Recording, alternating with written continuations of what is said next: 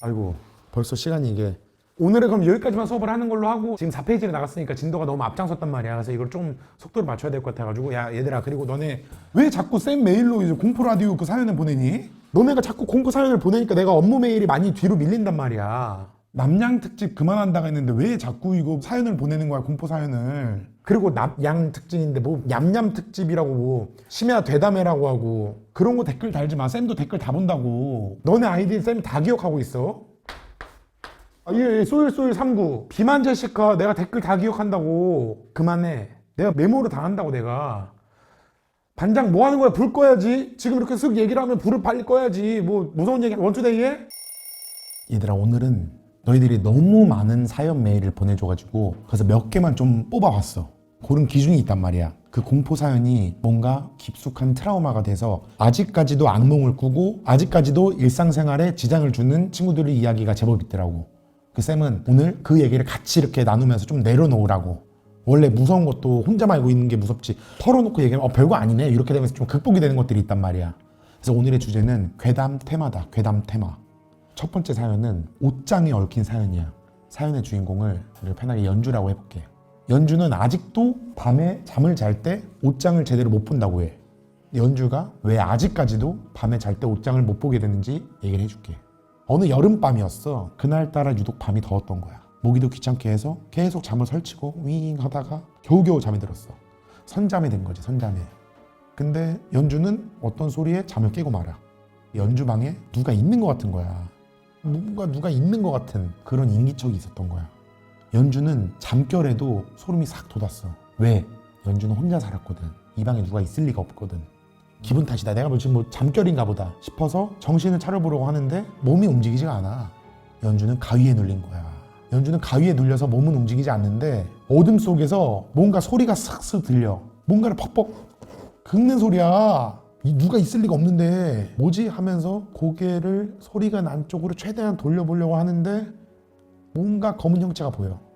누군가가 옷장 앞에서 옷장을 긁고 있는 거야.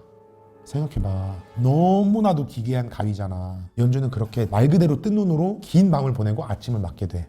아침 되니까 궁금할 거 아니야. 연주는 옷장으로 가서 문을 열어봤어. 옷장 안을 보니까 다른 건 다 똑같았어. 딱 하나만 달랐어. 코트가 옷걸이 밑으로 떨어져 있던 거야. 그러니까 연주는 그날 가위가 눌린 이후로 똑같은 가위를 반복적으로 눌렸어. 옷장 소리에 아침에 일어나서 문을 열어보면 그 코트만 바닥에 떨어져 있고 다시 걸어놓고 가위를 눌리고 다시 열어보면 그 코트만 바닥에 떨어져 있고. 그 코트가 뭐냐면 연주가 한 달 정도 전에 친언니 자취방에 갔다가 너무 예쁜 빨간 코트가 있는 거야. 그래서 연주가 언니한테 언니 나 이거 저 코트 나 주면 안 돼? 나 좀 가져가면 안 돼? 언니한테 물어본 거지. 근데 연주 언니도 얘가 평생 뭐 옷 달라고 한 적이 없는데 웬일로 옷을 달라 하지? 그래 너 뭐 해라 하면서 연주가 아싸 언니 고마워 코트를 들고 왔어. 근데 아까 내가 뭐라 그랬어? 여름밤이라 했잖아. 코트를 가져와서 얼마 안 돼서 너무 더워진 거야. 옷을 못 입을 정도로. 그래서 그냥 옷장에 걸어놨던 거죠 코트를. 연주가 빨간색을 유독 좋아했어. 그래서 집안에 있는 뭐 가구나 뭐 커튼이나 이런 것들을 빨간색으로 많이 해놨어. 연주 방을 내가 보여줄게. 보이니? 이게 연주 방이야. 연주 실제 방. 연주가 사연이랑 같이 보내준 사진이야. 빨간 색깔 커튼 보이지? 그냥 평범한 방이야. 보여? 그러니까 빨간색을 좋아하는 친구였어. 이것도 연주가 그냥 빨간 니트를 좋아했어. 빨간색을 좋아한 거야. 자 여기 보여? 이렇게 생긴 코트래. 코트도 평범하게 생겼어. 얘들아 내가 자꾸 이렇게 분위기를 잡고 말해서 그렇지 뭐 옷장에 옷이 떨어질 수도 있지 뭐 옷걸이가 좀 헐거운가 보다 이럴 수도 있고 실제로 이런 일을 겪고도 별거 아니라고 생각하는 사람들이 훨씬 더 많을 거야. 근데 연주는 당시에 가위 눌린 게 무섭다라기보다는 코트가 자꾸 옷걸이에서 떨어지니까 그게 자꾸 짜증이 나는 거야. 근데 이게 매일 밤마다 이게 떨어지니까 연주가 참다 못해서 코트를 꺼내서 잠결에 화장대 의자에 걸어둔 거야. 왜? 화장대 의자에 걸어두면 안 떨어질 거 아니야. 그날 밤 연주는 버릇처럼 새벽에 이제 눈이 떠지긴 했는데 옷장 긁는 소리가 웬일로 안 나는 거야. 방이 조용해. 오늘은 왜 괜찮지? 뭐 별일 없네 하면서 방을 둘러보는데 그 순간에 연주는 숨이 멎을 정도로 놀랐어. 왜 그랬을까? 옷장 옆에 있는 화장대 의자에 어떤 여자가 올라서서 연주를 내려다보고 있더래. 연주는 직감적으로 알았던 거지. 저 여자가 옷장 앞에 있던 여자구나. 연주는 그때 그 여자의 얼굴을 처음 봤는데 머리카락이 온통 산발이 돼서 허리까지 내려오고 얼굴은 하얗다 못해 파랗게 보였대. 온몸에 소름이 돋으면서 얼어붙는 거야. 연주는 너무 무서우니까 못 볼 걸 본 것처럼 확 시선을 돌렸어. 근데 그때 문득 화장대 의자에 걸쳐진 코트가 보이더래. 그제서야 연주는 이게 코트에 뭐가 있구나 싶었던 거야. 그날 아침에 눈을 뜨자마자 연주는 언니한테 전화를 걸어. 언니, 저때 내가 가져간 그 코트 있잖아. 그 코트 그거 어디서 산 거야? 그랬더니 언니가 하는 말이 그 너 가져간 거 이거 친구랑 동묘 갔다 예뻐서 산 건데? 라고 얘기를 하는 거야. 얘들아, 동묘시장 알지? 동묘시장. 구제시장이라고 하잖아. 사람들이 입고 쓰던 것을 싼값에 파는 시장이야. 연주는 거기서 소름이 돋는 거야. 이 코트를 입고 있던 다른 여자가 있었다는 거잖아. 연주는 그때 언니한테 막 짜증을 내. 아니 뭐 이거 누가 입은 거면 입은 거라고 얘기를 해줘야지. 왜 이상한 옷을 줘서 나를 이렇게 괴롭혀 언니. 그거 언니 입장에서 뭐야? 아니 뭐래, 지가 예쁘다고 들고 간 거면서. 근데 연주가 계속 짜증나. 아니 왜 코트를 이렇게 줘서 나를, 내가 잠 못 자고 막 이렇게 얘기 중얼중얼 하는 거야. 근데 언니가 듣기에 연주 목소리가 너무 심각해 보여서 전화를 끊고 곧바로 연주한테 갔어. 연주네 집으로. 언니가 와서 연주야, 야 연주, 하연주. 이렇게 내가 보니까 연주의 상태가 말이 아니야. 연주는 다크서클이 여기까지 내려오고 야위고 병들어 보이는 거야. 언니가 자세하게 물어봐. 야, 무슨 일이 있었던 거야? 언니가 연주의 사연을 들어보니까 아무래도 언니가 듣기에도 이 코트가 문제가 있는 것 같아. 그래서 그 자리에서 언니가 연주한테 야, 너 이거 버려. 하연주 이거 코트 버려. 바로 쓰레기 봉투에 담아서 버렸대. 그리고는 얘 상태를 보니까 이렇게 혼자 두면 안 될 것 같아. 그렇게 언니가 연주를 데려다가 2주 동안을 자기 집에 재웠어. 그랬더니 연주가 이제 악몽도 안 꾸고 연주의 상태도 괜찮아 보이는 거야. 그래서 이제 이제 너 가도 되겠다. 너 혼자 자도 괜찮겠지. 해서 언니가 연주를 데려온 지 2주 만에 연주네 집으로 돌려보내. 근데 미심쩍은 거야. 그래서 언니가 야, 그러면 너네 집에 자는데 혹시 모르잖아. 오늘은 나도 같이 가줄게 하면서 언니랑 연주랑 같이 집에 가서 잤어. 괜찮겠지. 코트도 버렸으니까. 근데 연주가 또 가위에 눌려. 근데 이번에는 이 옷장을 긁는 소리가 아니라 옷장을 쿵쿵 치는 소리가 들리는 거야. 연주는 너무 무서웠는데 언니도 옆에 있잖아. 옷장을 봤어. 근데 옷장에도 아무도 없는 거야.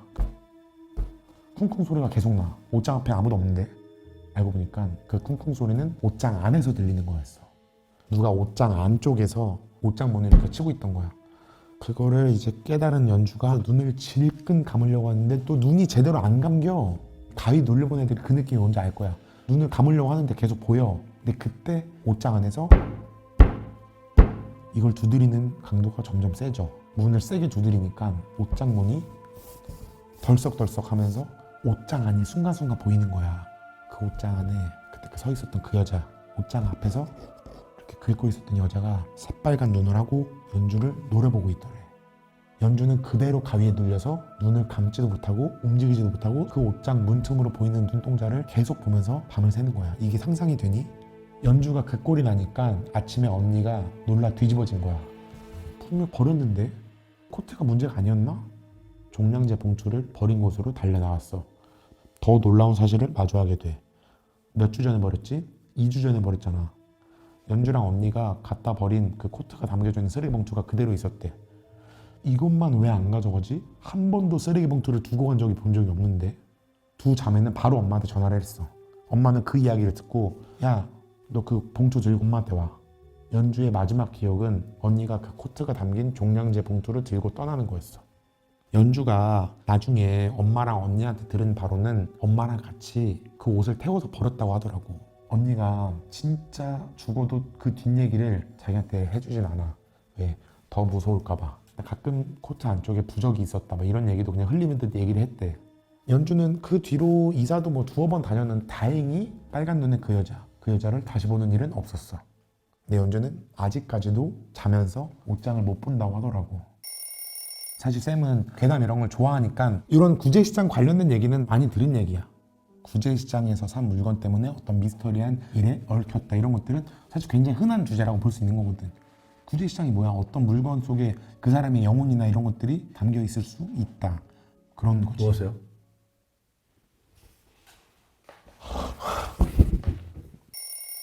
얘들 알지? 우리 한 과학 선생님 궤도쌤이셔. 인사드려야지 이 녀석들아. 아니 이과반에서 원래는 과탐 수업을 하시는데 요런 거 괴담 퇴치를 잘 하신단 말이야. 괴담 스나이퍼셔. 오늘 잘 들어. 연주 잘 들어?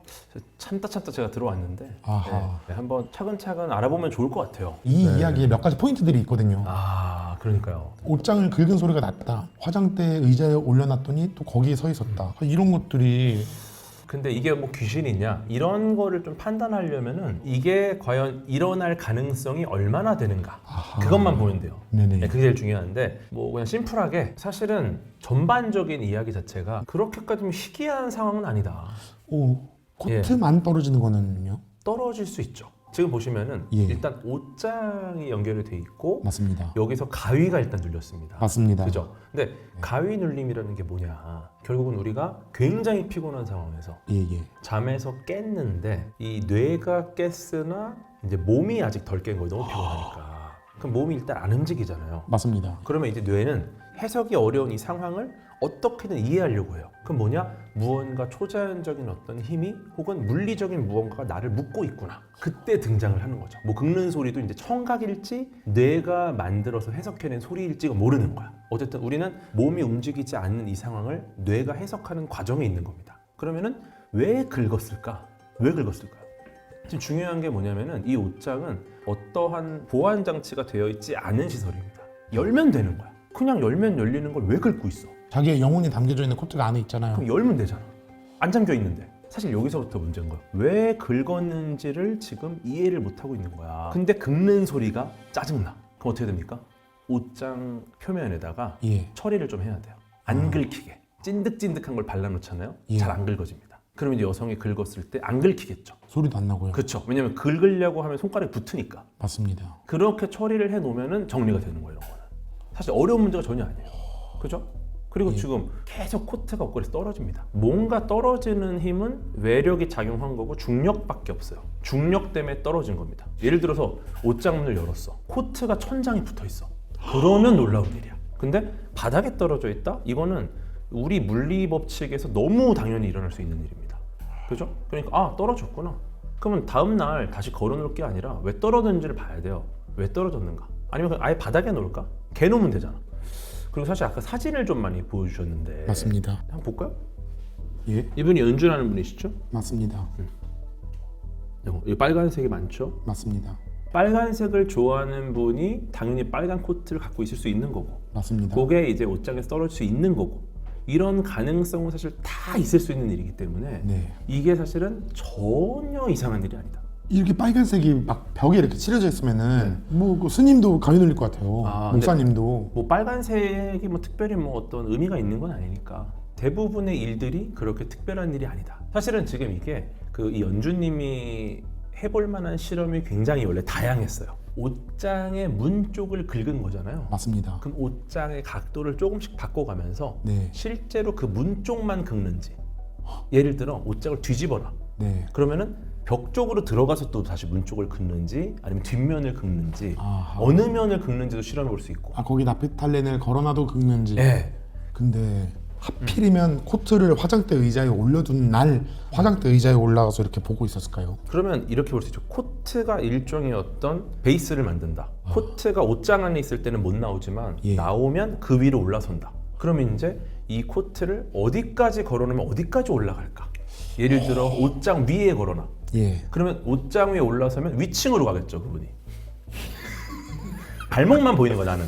위층으로 갈 거 아니야. 아 캐스퍼. 네. 꼬마 이름 반대로. 캐스퍼처럼. 네. 그런 식의 여러 가지 실험을 해봐야 돼요. 지금 보시면 그리고 이제 이거를 종량제 봉투에 담아서 버렸단 말이죠. 지금 제대로 된 데다가 안 놨기 때문에 안 가져간 겁니다. 정해진 규격 봉투에 정해진 위치에 놔야 가져가요. 그리고 이거 헌옷 수거함에 넣었으면 또 깔끔한데 맞습니다. 이거를 쓰레기 봉투에 담아서 버린 것 자체가 문제가 있는 거죠. 그러니까 이제 계속 뭐 해결이 안 되는 거야. 연주의 사연뿐만 아니라 네. 어디 길에 있던 물건 함부로 들이지 마라. 에나벨 같은 것도 있고 차키 같은 것도 있고요. 특히 우리나라에서 뭐 거울 같은 거 함부로 들이면 안 되고 액자 들이면 안 되고 어떤 옷, 그림 네, 다 고가죠. 맞습니다. 이런 네. 거는 좀 이런 거는 좀 무섭긴 하시죠. 이거가 사실은 조금 마음이 아파요. 우리가 이 중고 제품을 꺼려하는 이런 문화 사라져야 됩니다. 우리가 탄소 중립을 하려면은 예. 결국은 계속해서 리사이클을 해야 돼요. 전 정말 슬픈 게 이번에도 지금 어머님이 이 코트 어떻게 처리했는지 말 왜 안 해주는지 아세요? 왜요? 이게 태우거나 했을 거예요. 맞습니다. 이것도 지금 탄소가 엄청 나옵니다. 이거 지구 입장에서는 지금 이것보다 더 무서운 일이 일어나는 거야. 저 코트를 또 다른 친구도 물려주고 했으면은 지구를 살리는 일인데 태워버린 거예요. 지금 이거는 저는 잘못된 거다. 지구의 공포 사연이에요, 그게.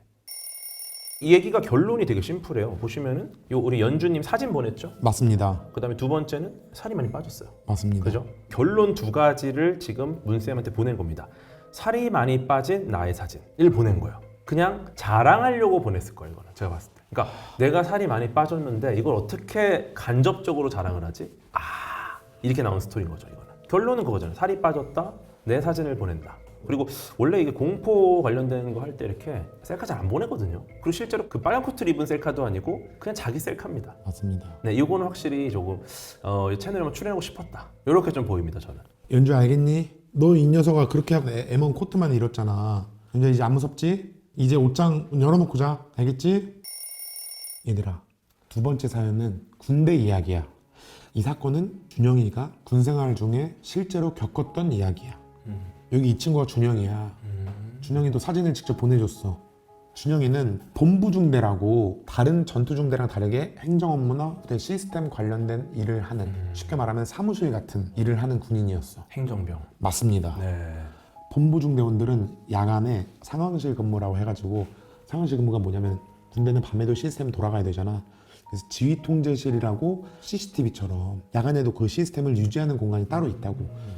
다른 군인들이 전부 다 자고 불이 꺼져 있고 해도 이곳만은 불이 밤 내내 켜져 있고 사람이 항상 있어야 돼. 준영이는 그걸 해야 하는 보직이었던 거야.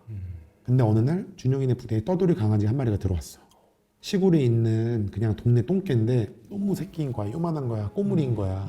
사연도 모르고 주인이 있는지도 모르는데 새끼 강아지가 어떻게 들어왔는지 위병소 근처에서 낑낑대고 있으니까 취사병들이 데려가서 밥을 먹인 거야. 근데 그게 대대장한테 걸렸어. 대대장이 누구냐면 그 부대의 대장이야. 쉽게 말하면 그 회사의 사장님. 높은 분이죠. 높은 분이죠. 대대장 네, 정도면은. 맞아요. 근데 그 새끼 강아지가 너무 귀여우니까 대대장이 그냥 자기가 키우겠다 한 거야. 그다음부터 그 강아지는 이 준영이 부대의 마스코트가 된 거지. 부대 사람들이 지나갈 때마다 너무 예뻐하면서 정말 사랑으로 길렀다고. 근데 이 강아지도 되게 신기한 게 군복 입은 사람 보면 안 짖고 사복 입은 사람들이 보면 짖는 특이한 버릇이 생겼어. 좀 멍청하고 겁이 많았는지 그 대대장, 자기 주인이 사복을 입고 와도 막 짖는 거야. 그럴 때마다 대대장이 야, 너 나한테 이러면 안 되는 거 아니냐? 뭐 냄새도 맡고 해야지 왜 내가 옷 갈아입었다고 나를 몰라보고 이러냐? 하면서 그 강아지한테 화를 낸 거야. 그렇게 평화로운 일들이 진행될 줄 알았어. 근데 준영이가 근무 중에 어느 날부터 이상한 일이 생기기 시작했어. 준영이는 그날도 어김없이 새벽에 근무 시간이 돼서 군복으로 조용히 갈아입고 지휘통제실 그 사무실로 출근한 거지.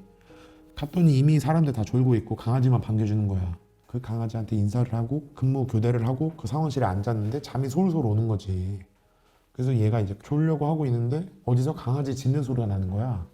그래서 아 뭐야 이렇게 해서 잠에서 깨보니까 사랑으로 키우던 그 강아지가 복도에서 짖고 있는 거야.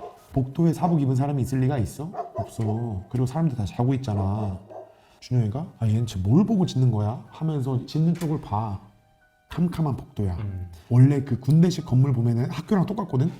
중앙에 계단 하나 크게 이렇게 있고 좌우로 길게 복도 있고.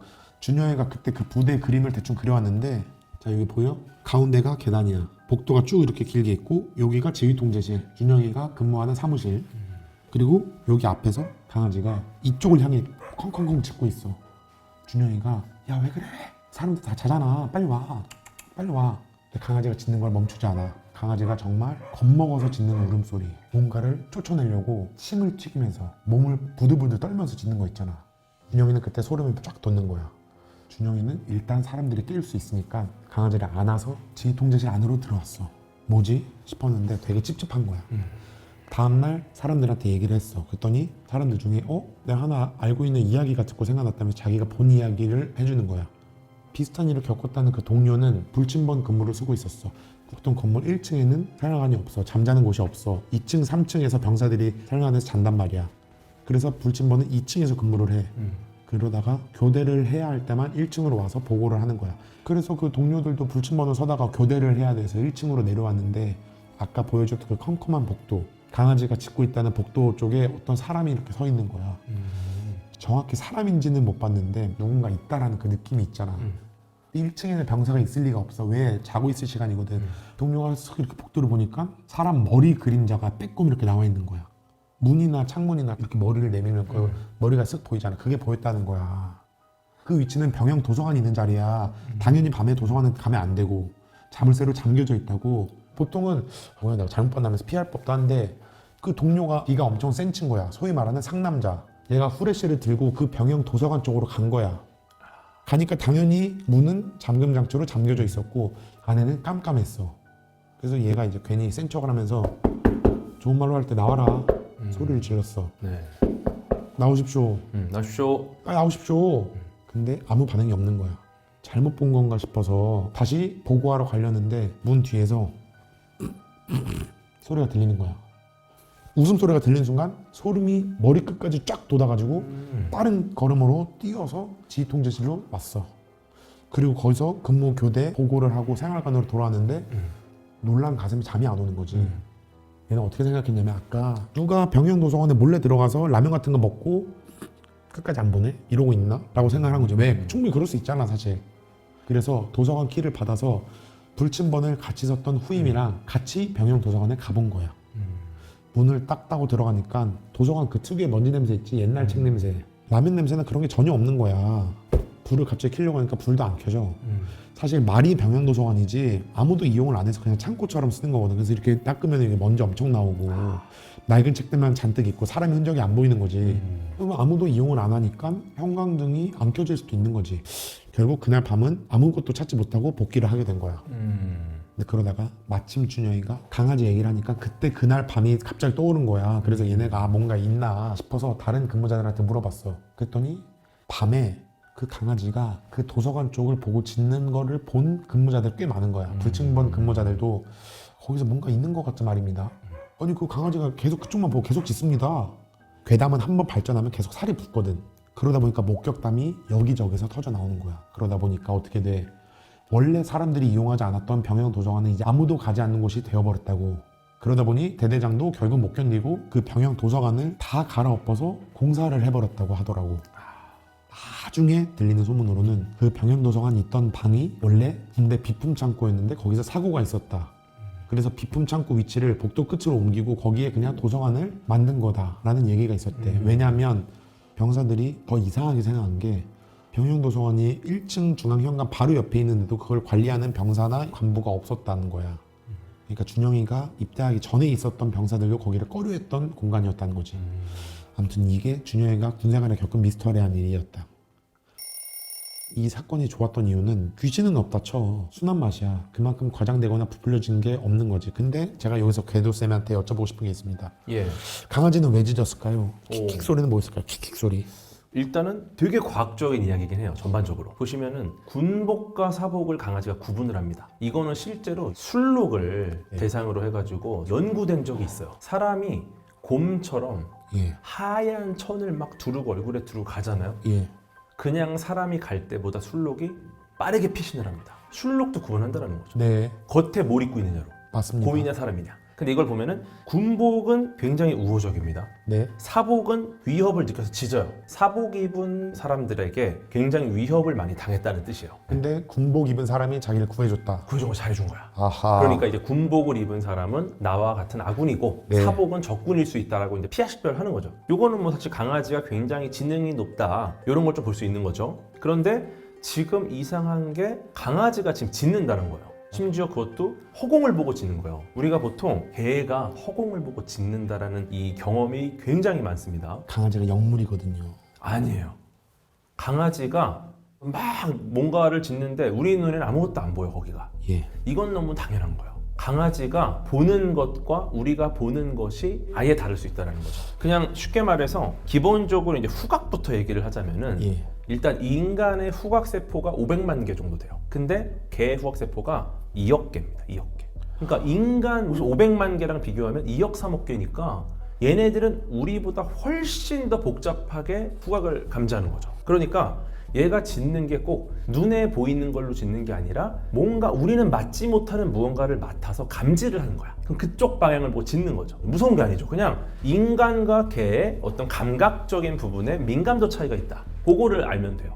그래서 지금 보면은 사람인지는 못 봤는데 사람 머리 그림자가 빼꼼 나와 있었다라고 하지 않습니까? 이거는 너무 많이 꼬여져 있어요. 사람의 머리도 아니고 심지어 사람의 머리 그림자야. 사람의 머리 그림자랑 비슷한 형태의 그림자 얼마나 많겠습니까? 본 게 아닌 거야 거의. 굉장히 지금 불완전한 정보죠. 그리고 뭐 도서관이다 보니까 당연히 먼지 냄새 날 수 있습니다. 뭐 미생물들이 많이 있을 테니까 오래됐으면. 이 이야기에서 가장 무시무시한 점은 병영 도서관이 아무도 가지 않는 곳이다. 우리 인류는 책을 봐야 돼요. 지식을 쌓아야 돼. 근데 도서관을 누구도 가지 않아서 형광등이 켜지지가 않아.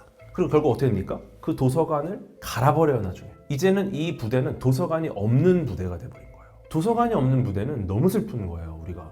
이런 일은 진짜 부대에서 벌어지면 안 됩니다. 그 좋은 책이 많아요. 예, 도서관이 있어야 돼요. 그럼 이런 건 어떨까요? 이것도 군대에서 들은 얘기인데 네네. 지휘통제실에서 밤에 CCTV를 보고 있었습니다.